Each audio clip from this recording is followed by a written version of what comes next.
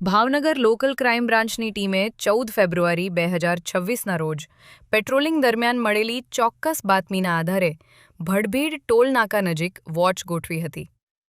દરમિયાન અમદાવાદ તરફથી ભાવનગર આવી રહેલા આઈસર ટ્રકની તપાસ કરતા ચીકુની પેટીઓની આડમાં ભારતીય બનાવટનો વિદેશી દારૂનો મોટો જથ્થો મળી આવ્યો હતો.